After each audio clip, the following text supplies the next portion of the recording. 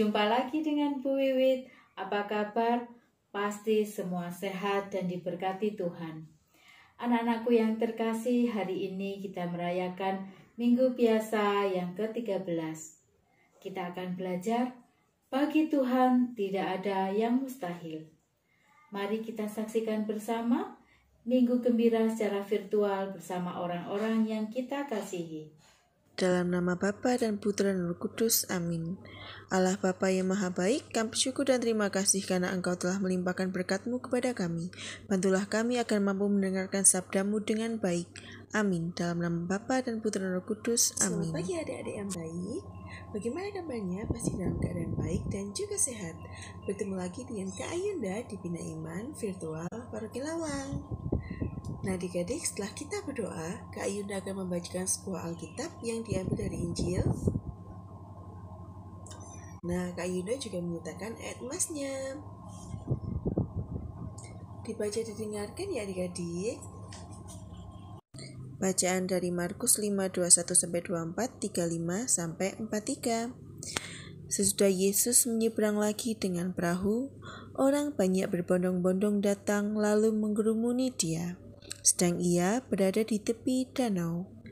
Datanglah seorang kepala rumah ibadat yang bernama Yairus.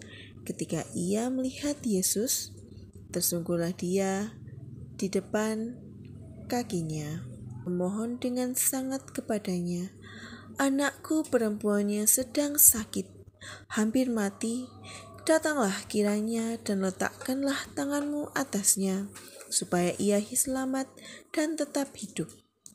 Lalu pergilah Yesus dengan orang itu. Orang banyak berbondong-bondong mengikuti Dia dan berdesak-desakan di dekatnya. Ketika Yesus masih bicara, datanglah orang dari keluarga kepala rumah ibadat itu dan berkata, "Anakmu sudah mati. Apa perlunya lagi engkau menyusah-nyusahkan guru?" Tetapi Yesus tidak menghiraukan perkataan mereka dan berkata kepada kepala rumah ibadat, "Jangan takut, percaya saja."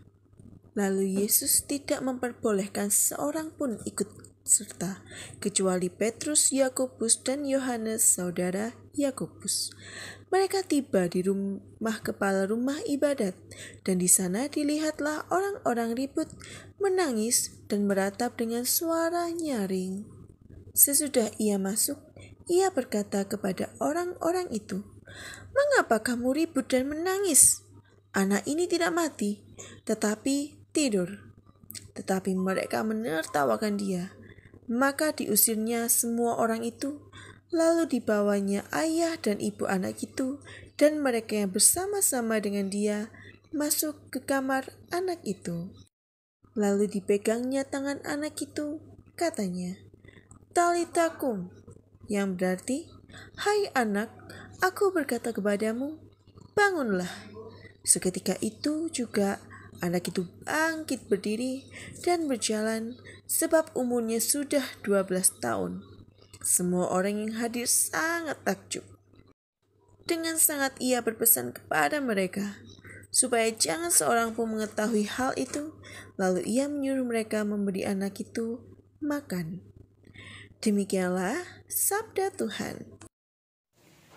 Anak-anakku yang terkasih, dalam cerita bacaan tadi diceritakan bagaimana Yairus yang anaknya sakit dan dalam kondisi yang sangat kritis akhirnya disembuhkan oleh Tuhan Yesus.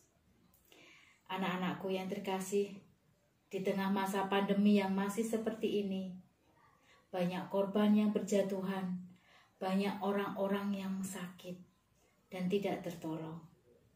Tapi anak-anak tidak usah takut. Tetap jaga protokol kesehatan, patuhi semua aturan, jaga kesehatan, jaga imun. Jaga imun artinya tetap dijaga hatinya, tetap sukacita. Dan ingat, bagi Tuhan tidak ada yang mustahil.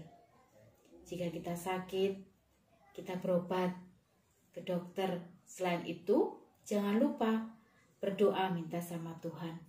Pasti Tuhan akan sembuhkan dan membuat kita seperti sedia kala, seperti Tuhan Yesus menyembuhkan anak Yairus. Terima kasih, Tuhan memberkati.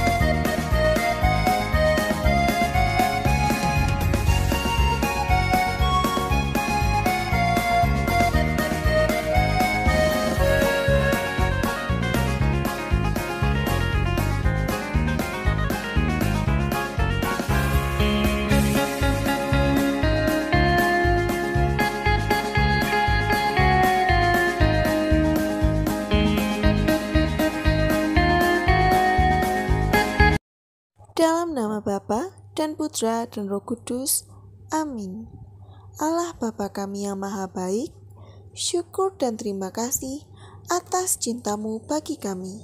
Bantulah kami agar menyadari dan meyakini bahwa segala sesuatu tidak ada yang mustahil bila kami percaya kepadamu. Amin. Dalam nama Bapa dan Putra dan Roh Kudus. Amin.